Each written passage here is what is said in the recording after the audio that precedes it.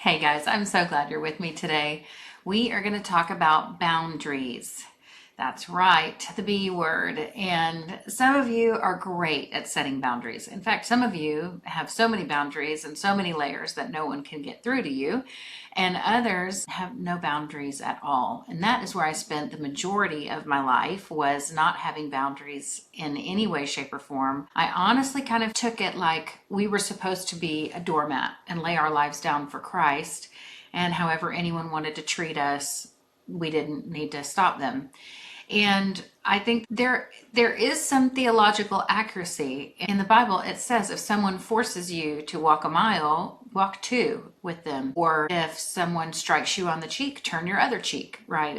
It's about not retaliating, but more than just not retaliating when someone is treating you in an unfair way. So that's where I spent a lot of my life, was in that space where people could treat you however they wanted to treat you, and you just took it. And that I felt was honoring to the Lord. Let's start by looking at this from a very practical standpoint. So you have a job, and in your job, it says that you come in from 8 in the morning till 5 in the afternoon. Those are boundaries. And if you consistently show up at 8:15, you are crossing a boundary, because the boundary is you are to be at your job by 8. Another one is if you come in at 7:45, you may be crossing a boundary because they're paying you to be there at 8 o'clock, and taking 15 minutes extra on every shift is, in a way, theft if they haven't told you that you can do that, because that is just taking money from the company when you're not supposed to be there. So this is very rigid. These things that I'm talking about right now, this is a very rigid example. But if you show up, if you're supposed to be there at 8 and you show up every day at 9, you may not have your job very long, because they have to have boundaries to make that workspace function the way it should for everyone involved, especially their clients, their customers. Another boundary you probably put on yourself is time with your cell phone. You probably noticed this on your phone, right? There are focus times, and you can set them or you cannot set them. But if you're driving, for example, you can have a focus that comes on. Or you can put on there that you only want to spend an hour a day, or whatever amount of time you set, on a specific app or doing a certain thing on your phone. And then you can get a notification that pops up that says, hey, your screen time has been 4 hours today, and it kind of shuts down that option for you. So there are boundaries that you can put on managing your own time on just your cell phone. And we have boundaries on all sorts of things, like what time we feel like it's acceptable to reach out to someone via text or email or whatever. And those things can change based on, like email. Normally, people aren't going to get a notification on their email in the middle of the night. So you can assume it would be safe to send something at 2 a.m. and it's not going to wake somebody up. Whereas if you place a phone call or you send a text message, it could potentially wake someone up. And so again, you can set boundaries on your own phone that says, hey, during these hours, do not disturb. And so those are just really practical, simple examples of boundaries that we set. But I want to get into things that are a little bit more complicated. For example, with children, we have a lot of kids, and it is often that we are having to set boundaries as the parents with our kids.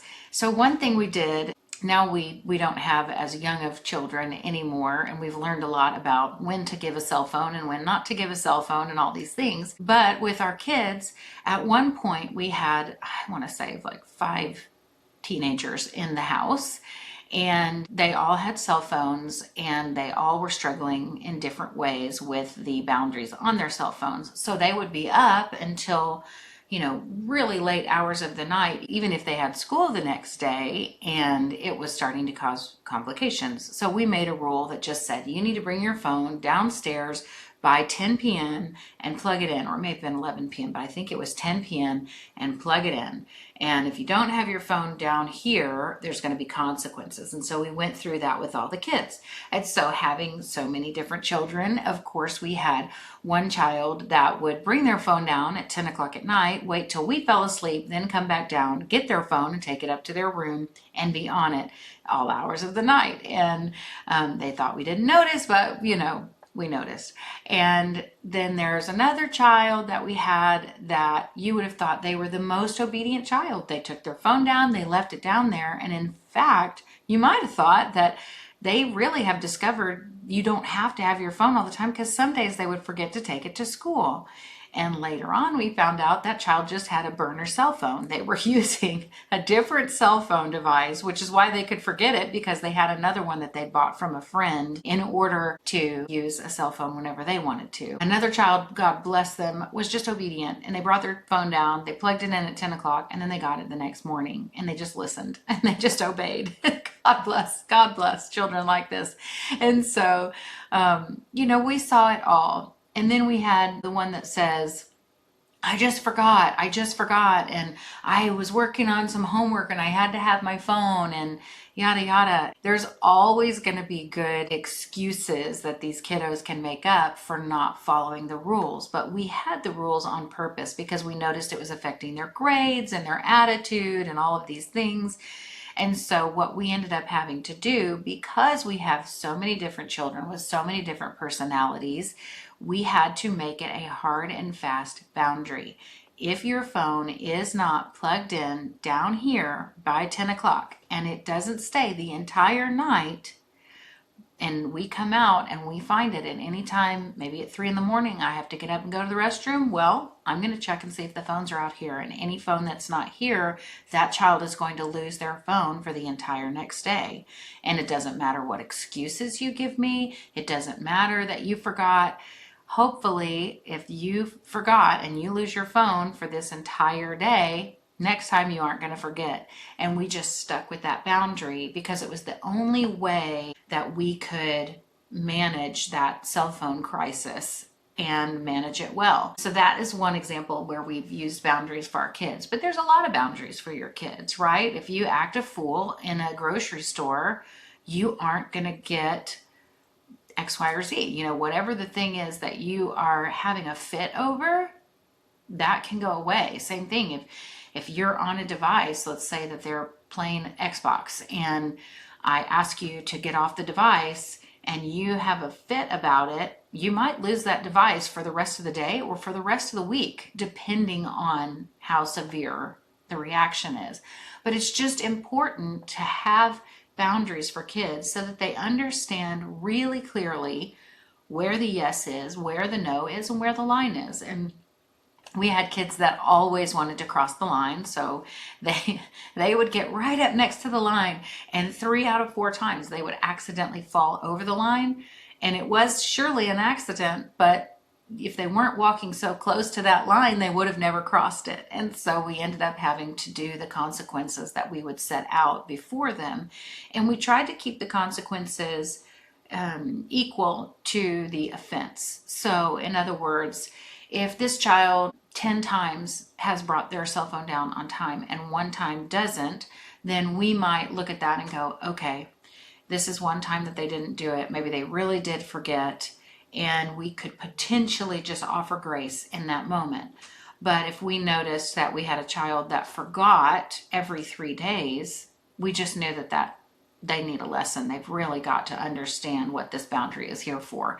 And so there have been times when we have just given grace for a certain child in a certain situation. And then there have been times when we really wanted to offer grace, but we knew that it would be to that child's detriment if we didn't just stick with the boundary that was there, because we have them for a good reason. And it typically is beyond whatever thing they think that we're just trying to impose on them. So boundaries are good and they are healthy. And I think in our society, we probably have 2 extremes where we've got people that have put up so many walls, so many boundaries. You can't get in. I'm not spending time. I'm not putting myself out there. I'm going to keep everything just right here. And in that way, we are hurting ourselves and everyone around us, because you were created with a purpose and not just unto yourself. God created you to be a light and to bring hope to other people. And if you are stuck in your own little place and you are so walled off, you are not doing yourself any favors, and you are not being who God has called you to be, because he's called you to be a light to other people and to share the blessings that you have with other people. That is who you are, is your gift to the world. And so if you're not sharing yourself, you are literally robbing the world of your gift, the gift of you. So that is not where we want to be. But on the other hand, having no boundaries at all, which is where I found myself, you can also get used up and mistreated, and life will really beat you down. And so I found it was very important, if I was having a conversation with someone and it started to get really intense or ugly or mean things were being said and words were just not beneficial, I found it was really okay to say, I love you. I want to continue this conversation, but I'm not going to be spoken to like this. So we're going to need to come back together when we can be calmer. And then I would just walk away, because I'm not going to place myself in a position where someone can just berate and belittle me over and over and over again and just continue to set myself up for that situation. And so I would just speak a loving truth. I love you. I want to finish this conversation, but I'm not going to finish it if this is the way that we're going about it. And, you can speak the truth to someone in a gentle and loving way. It doesn't have to be rude, but you also don't have to just take a beating. And if you find someone in your life, and I'm talking about just a verbal or emotional beating, but there really are people who are stuck right now in relationships where there is a physical aspect to that. And God certainly was not asking for you to become somebody's punching bag. There are laws, and there are things that we do within the limit of laws. And laws say that it is not okay for someone to exact violence against you. And so in those situations, there is a proper way to act.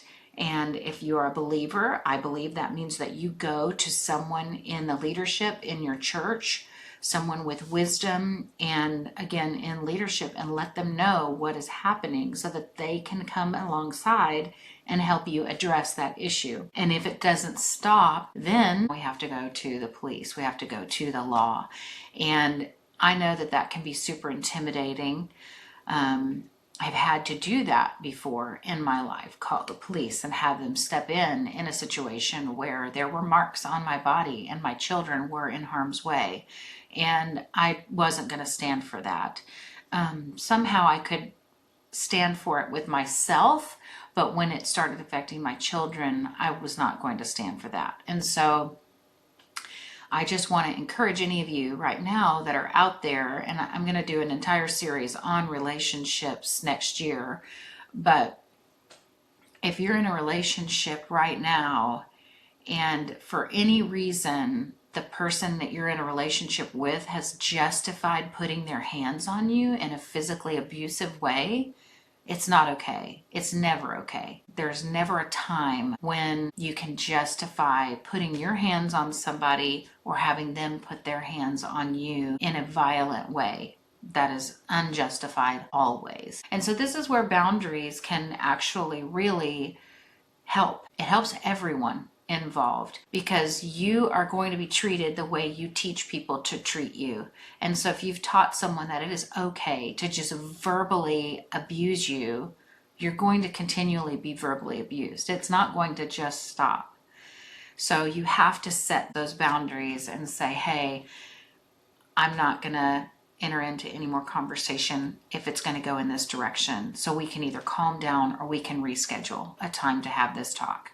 And I think it's really important, though, if you say we're going to reschedule this talk, that you do it, that you set a day and a time that you really are going to revisit it. Even maybe if it's just let's touch base in a couple of hours once everybody has cooled off. I'm very thankful. Both my husband and I were in relationships prior to being married to one another where there was a lot of verbal and some physical abuse. And in those situations, we both learned a lot of things, so that when we were married and when we were dating, one of the things that we said is, first of all, we're not going to have any pretense. I'm going to say what I mean and mean what I say. And you don't have to like it, but you do have to accept it. And I'm willing to talk through, because there are times when I am unreasonable, but I am not going to be talked down to. And we both felt that way. And we both had been emotionally so beaten up that we had no desire to do that to one another.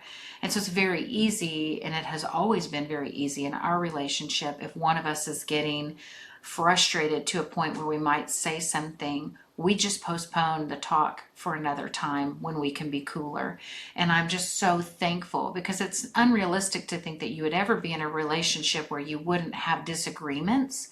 But we are so thankful that when we have disagreements, neither of us is willing to take it to that place where we harm the other one with our words or our actions. And that has been a beautiful thing. But we don't sweep things under the rug. We don't just pretend like things don't happen. Rather, we set a time when we can be in a space, in a frame of mind where we can talk about something in a cool-headed way.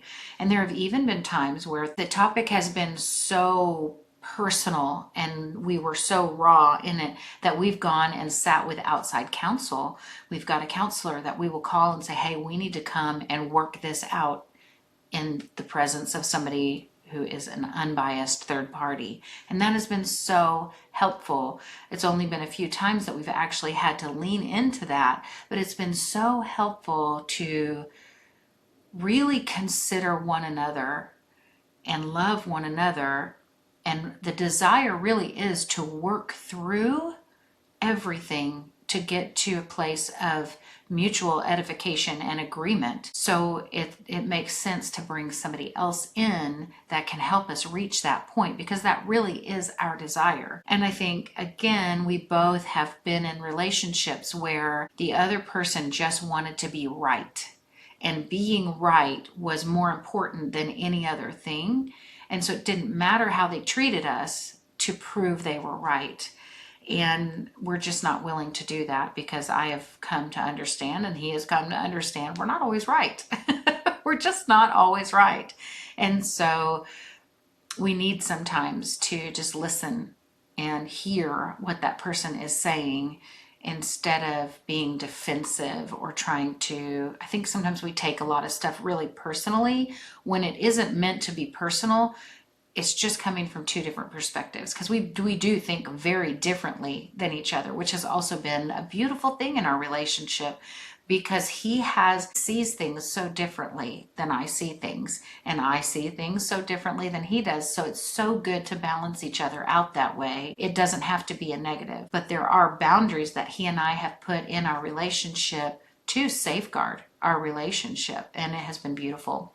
So that's a way that in marriage, boundaries, and it's easier to have boundaries with your kids, because with your kids, it is your duty to raise them and to teach them and to train them. In marriage, it's a side-by-side partnership. You can't treat your spouse like you treat your children. That isn't the way that it's structured. You are partners in this. Another example of a boundary would be if you need time to yourself in the Word for yourself, you have to set things in your week to create that to happen. So a lot in my life, what that's looked like is getting up earlier than everyone in the house so that it is quiet and I have my space with God. But on rare occasions, there may be a time when I missed it, or I just didn't get up at the time that I was supposed to. So later I've had to schedule that time, and I'm sitting in that time and someone comes, and we live by the Spirit. We walk with the Spirit. And so this changes day by day, scenario by scenario. But there have been some times when in that moment I have said, I would love to talk with you or do this thing with you, but right now I need another 20 minutes just to finish my study here, and then I can be with you to help you. And then there's other times when you just know that the Spirit is inviting that person in for that space, and you set aside the thing that you were going to do. But I've noticed I've had to really, with myself, set boundaries around my quiet time, because it's just easy to give that time away. And You know, it's not like when you're meeting with a client or when you're meeting with a friend and you have that date in that place, in that calendar where you go and you set it. This is between you and God. And so nobody else is going to know if you don't do it. And he's not going to be angry with you if you don't do it. So it just looks differently. When I was practicing real estate full time, I would say to myself, I'm going to treat God like he's my $1 million client. My motto was to treat everyone like they were my $1 million client. So if they were looking for a place to lease, they were my $1 million client. And if they were looking for a couple $100,000 house, they're my $1 million client. And why? Because when that client calls, you set everything aside and you tend to whatever their needs are. I noticed often I was pushing my time with God away for my clients or my family. And I decided I really have got to create a space in my schedule. And just like I had a lunch date planned with $1 million client, I'm not canceling this space and I'm not letting someone else come in and take this time, because this is my time with God and it's the most important part of my day.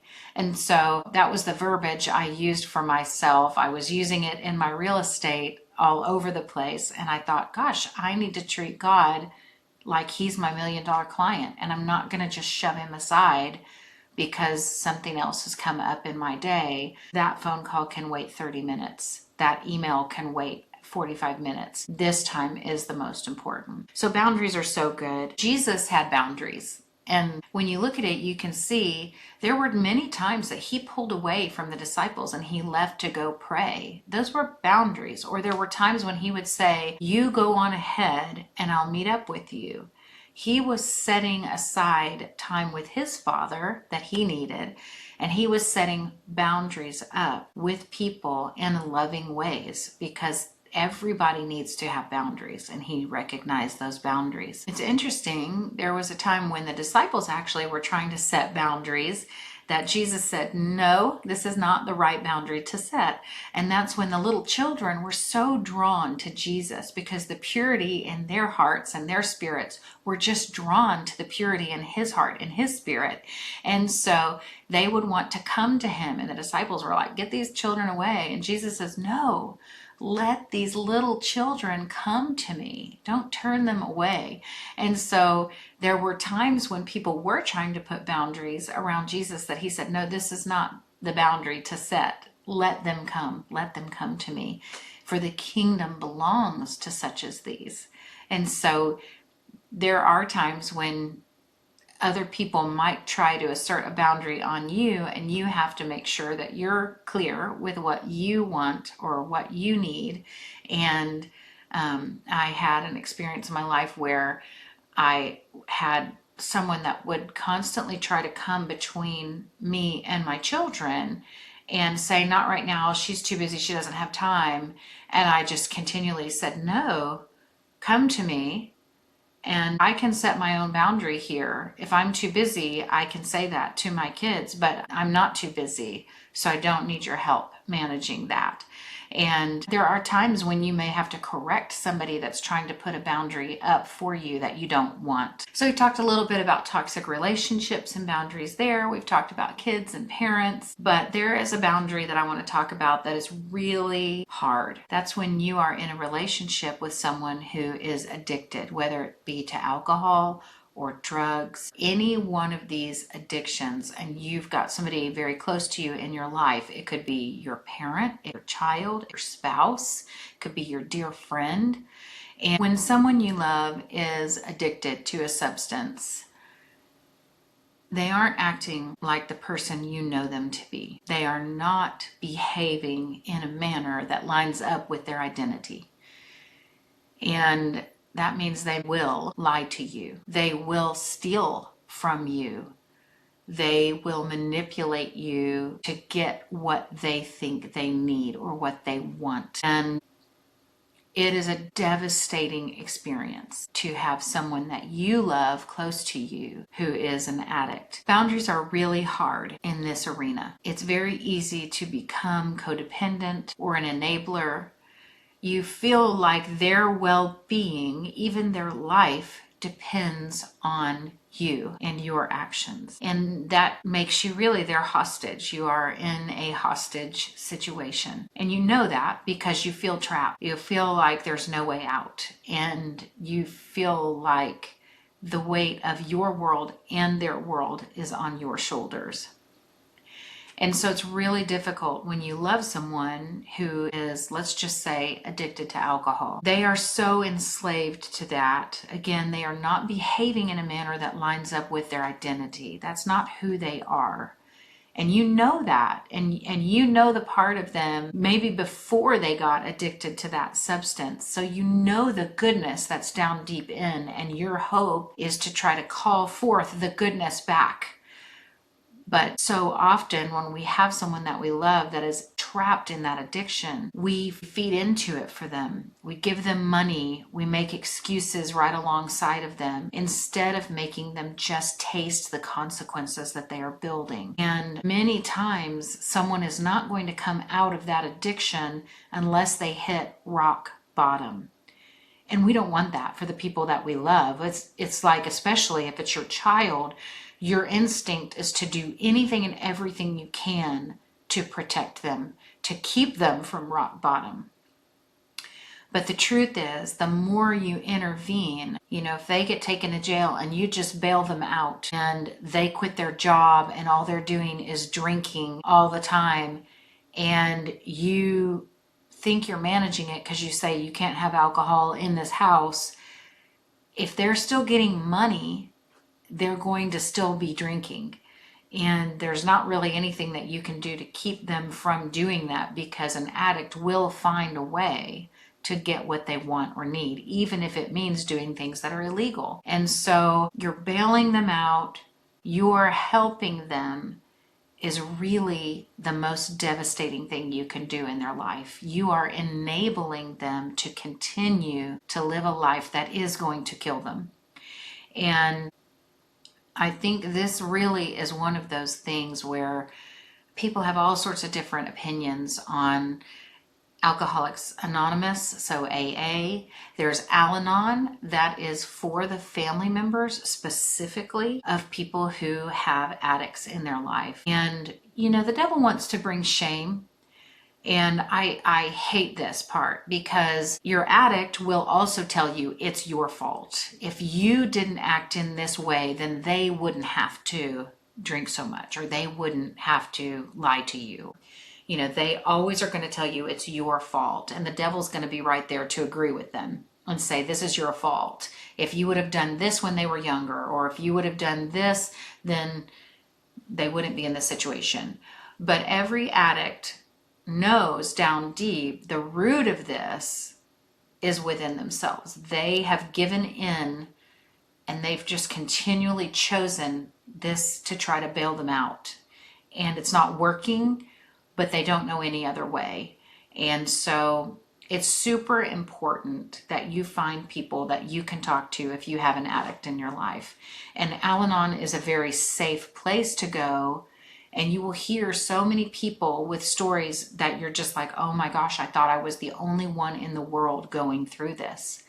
And these days, with Zoom and with computers and with all of these things, you can participate in an Al-Anon group online. And maybe you feel like your community is so small that you would be too embarrassed to go. So I'm going to say something that's a little bit of a hard truth. Your community already knows. If you have an active addict in your life, they all already know. It's been in the newspaper. Things have happened. Your friends know. They've talked about it. And so if you are not going because you're afraid to damage your loved one's reputation or even your own reputation, really take a look at that, because is your reputation more important than your life or their life? That's what I'm asking you to think about. And it's not. I assure you, it's not. Everybody struggles. Everyone. There is no one on this earth that has lived a life untouched by struggle and pain. And almost everyone that has someone in their life who has been addicted at one point or another. And boundaries are vital. Boundaries are vital because this loved one will take you down. They will drain your bank account. Your emotional stability will be in the toilet. Everything you have will go away at the hands of their addiction. And the worst part is you're not even helping them. You're not helping them. So what has this looked like?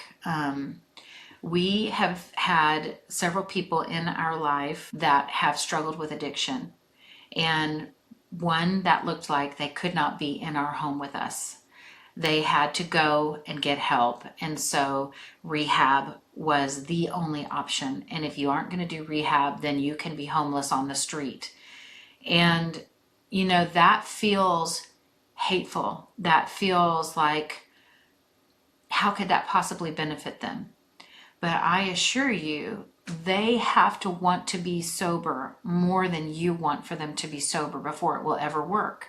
And many times people are not at a place where they are ready to be sober. And you're never going to force it on them. It's got to be their choice or it won't stick. And so sometimes living in the streets, it's like the prodigal son. When he ran away, he went out and he spent all the money and he lived a wild lifestyle. And then the money ran out and the lifestyle ate him up. And he was literally eating the pig slop when he had the revelation, gosh, the servants at my dad's house are treated better than this. If I just go back and I'm a servant in my father's house, I'll have better food to eat. I'll be treated more kindly than I'm being treated now. And he left that lifestyle and went back home. And I'm telling you, because we've had to work this out several times, not just once in our life. Around us, there has been this addiction. And we had to set very firm rules. And we had to separate our family from our loved one for a season. And it's the best thing we could have ever done. And I have had a child call me and say to me, I'm in jail and I need you to come get me out. And I've had to say, no, I didn't make this choice to get you there. I'm so sorry that this is what you're having to experience, but I cannot be the one to come and bail you out, because all that does is sign off on this behavior. And you've got to understand your behaviors have consequences, and some of them are terrible. But if I feel the consequence and I don't let my child feel that consequence, how are they ever going to learn? And I had already lost a child at this point in my life. I knew what it was to lose a child, and I was unwilling to lose another one. And I knew that the only way I could do everything I could do was to let that child taste the consequences of the choices they were making. And it was terrible. It was horrific. I'm not going to tell you it was easy. It wasn't easy. It's one of the hardest things I've ever had to do. On the phone, I was so steady and so consistent, and you would have thought unfeeling. That's what that child said. I hate you. I'll never forgive you. I can't believe you're doing this. Lots of name calling, lots of accusations. And I just held steady. I'm so sorry that this is where you are and what you're having to do, but it's your choices that took you here, not mine. And I'm not going to come bail you out. And then I got off the phone and I cried so hard, because even though I knew the only thing I could do to save that child's life was to hold firm, it was devastatingly hard for me, for this mama who would do anything to protect her children, anything. And I don't want you to think it's easy. I know it's not easy. And every person is different. But going to Al-Anon and places like that, you really are going to learn, when you surround yourself with people who have walked with others in addiction, you will learn what things you need to do, because you have no control. I know you already feel that way. I know you already know that. If you're letting someone that has an addiction run your life, it's out of control. And you feel it. You feel it every day. And you have to have acceptance that their choices are not your fault or your responsibility, and that it is all out of your control. You can't control this. You can't control this. And the more you try to control it, the more it will destroy you and destroy them. So I know this is really hard to accept, but that's why you've got to have people around you that will speak the truth to you. And there's so much help. And when that person in your life is ready, there are great programs. I know that in some circles you'll hear bad things about AA because it's secular and they don't talk about God or they don't talk about Jesus, and there's just this, it's a higher power and all of these things. But I submit to you, people have to start somewhere. And the place to start is not by trying to cram religion or some kind of belief down their throat. It's just helping them see they're out of control too. But there is one, a higher power, who does have control. And they may not be ready yet to put a name to that higher power, but I assure you, when they believe there is a higher power that has and intends good for them, it can change everything in their life. And later on, God will give them the words.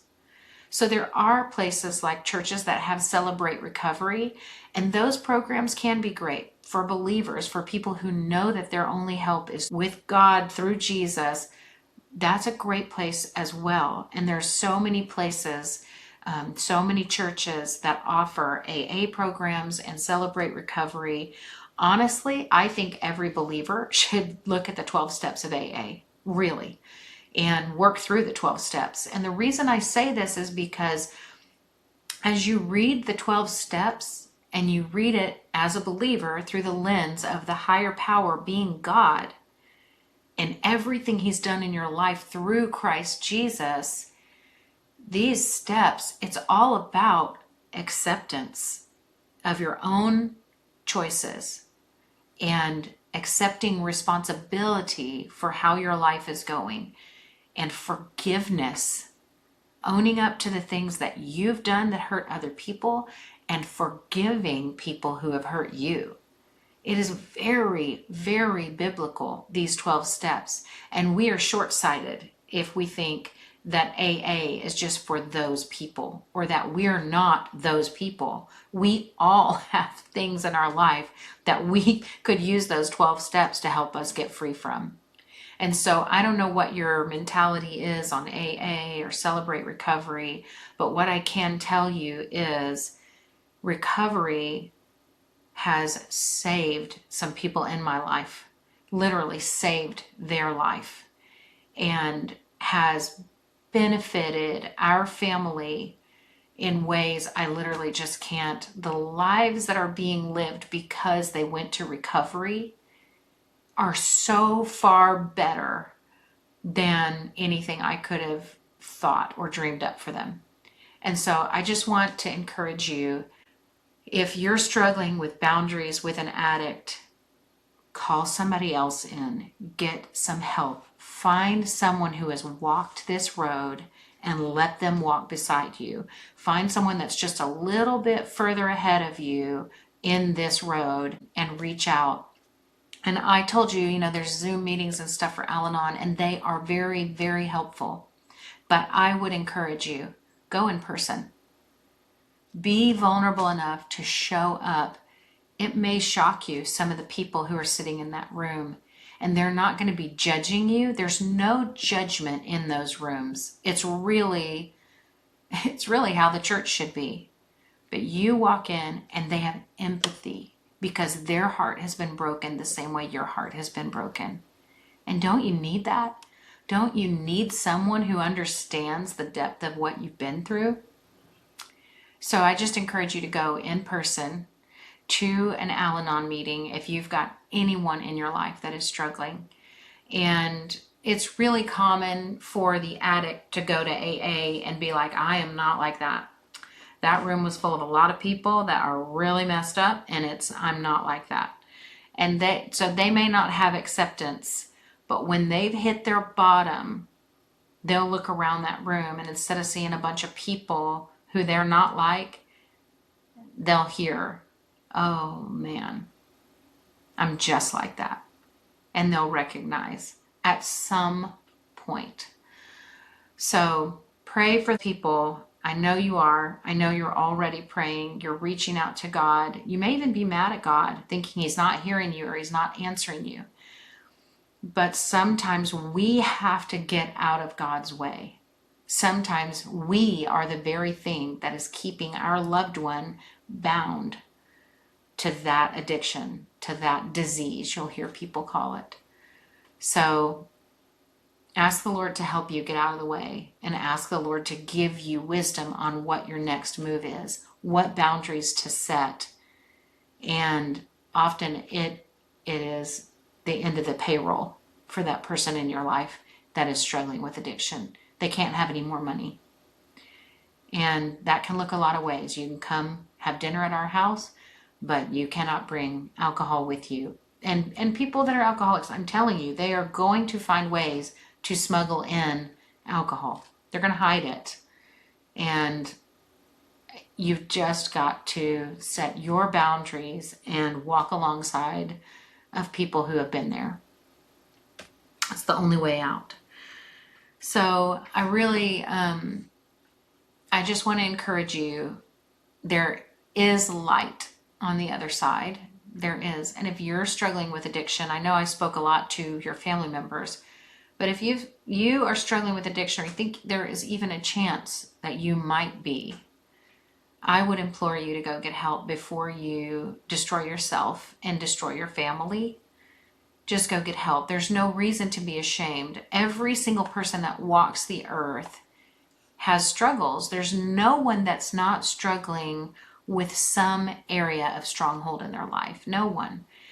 And that isn't who we are. And we are to help other people that are struggling in the ways that we've been struggling. So find someone, maybe even if you aren't sure if you have an addiction, but you know that you turn to alcohol every time there's a problem, find somebody in your life that has been there. And I bet there's somebody already coming to your mind, and just make a phone call.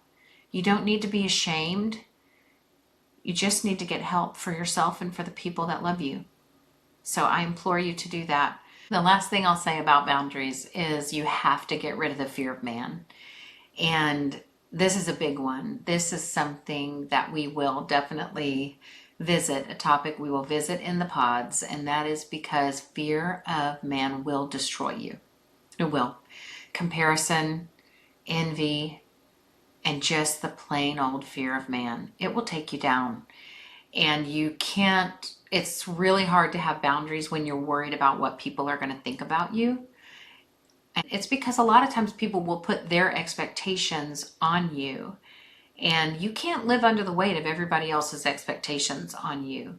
I have lived that way where I changed myself every day, literally every day, trying to become the person that person in my life wanted me to be.